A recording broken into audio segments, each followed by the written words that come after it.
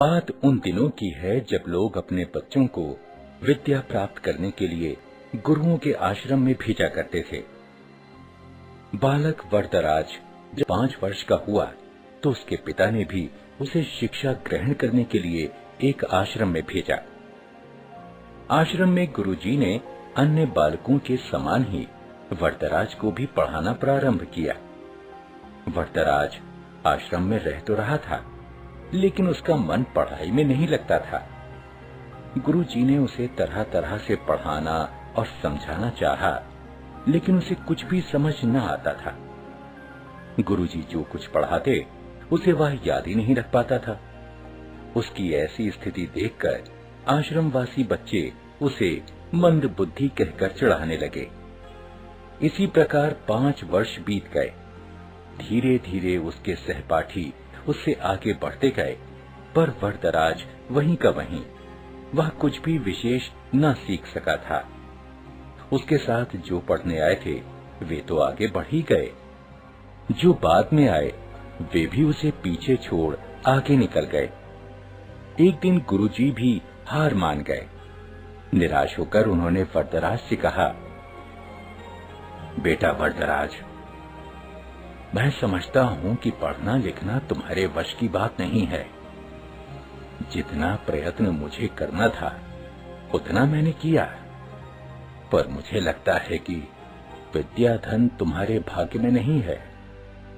इससे अच्छा तो यही है कि तुम अपने घर जाओ और वहां का काम काज देखो। वरदराज असमंजस में पड़ गया। गुरुजी के मना करने के कारण उसे अपना भविष्य अंधकारमय लगने लगा। उसे यह चिंता भी सताने लगी कि घर लौटने पर उसके पिता क्या सोचेंगे। गांव के लोग भी उसे मूर्ख महामूर्ख कहकर दुत्कारेंगे। वरदराज करता भी तो क्या, उसने अपना सामान समेटा, गुरुजी के चरण छुए और वह भारी मन से विदा हुआ। वह उदास होकर अनमने भाव से चला जा रहा था। घर वापस जाने का उसका जरा भी मन नहीं था, पर कोई और ठिकाना भी तो नहीं था। कहां जाए क्या, उसकी समझ में कुछ भी नहीं आ रहा था। वह सवेरे चला था और अब दोपहर हो आई थी। रास्ते में खाने के लिए गुरुजी ने उसे थोड़ा सत्तू दिया था। उसे भूख प्यास भी लगाई थी। चलते चलते उसे एक कुआं दिखाई दिया। वह पानी पीने के लिए कुएं पर पहुंचा। वहां उसने देखा कि पानी खींचने की रस्सी की रगड़ से कुएं की जगह पर निशान पड़ गए हैं और मिट्टी के घड़ों को रखने से जमीन पर गड्ढे पड़ गए हैं। यह दृश्य वरदराज के मस्तिष्क में बिजली की तरह कौंध गया। उसने विचार किया कि जब रस्सी की बार बार रगड़ खाने से कठोर पत्थर पर निशान पड़ सकते हैं, तो क्या लगातार परिश्रम करने से मैं विद्वान नहीं बन सकता? बस फिर क्या था, वरदराज के मन में आशा की किरण जगी। वह बुदबुदाने लगा, मैं भी लगातार परिश्रम करूंगा, अपने पाठों को मन लगाकर बार बार पढ़ूंगा और उन्हें याद करूंगा। फिर देखता हूँ कि मुझे विद्या कैसे नहीं आती। वरदराज ने कुएं पर हाथ मुड़ा और गहरी सांस लेकर आगे की ओर बढ़ा। अब वह सभी प्रकार की चिंताओं से मुक्त था, इतना कि उसे भूख प्यास की भी चिंता नहीं रही थी। वह तेज कदमों से चल रहा था। अब वह दूसरी ही तरह का वरदराज था। वह घर की ओर नहीं बल्कि आश्रम की ओर लौट चला था। सूर्यास्त होने को था। गुरुजी आश्रम की वाड़ा में टहल रहे थे। तभी उन्होंने वरदराज को आते हुए देखा।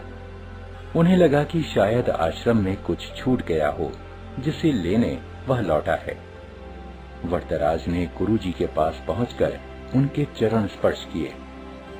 गुरुजी ने प्यार से पूछा, क्या बात है बेटा, क्या तुम्हारा कुछ सामान छूट गया जिसे लेने तुम्हें लौटना पड़ा?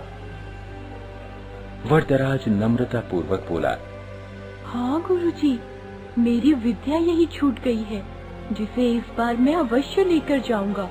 अब मेरी आंखें खुल गई हैं। मैंने निश्चय किया है कि मैं पूरी लगन और परिश्रम से पढ़ूंगा। अब कभी आपको निराश होने का अवसर नहीं दूंगा। गुरुजी का दिल पसीज गया। उन्होंने वरदराज को गौर से देखा। उसकी आंखों में चमक थी। गुरुजी ने इतना भर ही कहा, तुम जो कुछ कह रहे हो, यदि उसे कर दिखाओगे तो मुझे बड़ी प्रसन्नता होगी। वरदराज ने पढ़ाई प्रारंभ की। अब तो उसकी भूख और नींद पता नहीं कहां गुम हो गई थी। वह देर रात तक पढ़ता और प्रातः सबसे पहले उठ जाता। वह अपना एक क्षण भी व्यर्थ न गवाता। उसने दिन रात एक कर दिए। इसका प्रभाव यह हुआ कि जो पाठ याद करना उसे पहाड़ पर चढ़ने के समान कठिन लगता था, अब वही सरल लगने लगा था।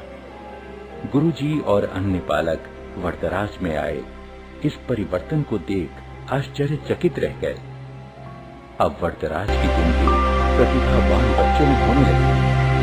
यह उसकी लगन और कठोर परिश्रम का ही चमत्कार था। जानते हो, यही वरदराज आगे चलकर संस्कृत के महान विद्वान बने। संस्कृत के सबसे बड़े विद्वान पाणिनि के बाद वरदराज का ही नाम आता है।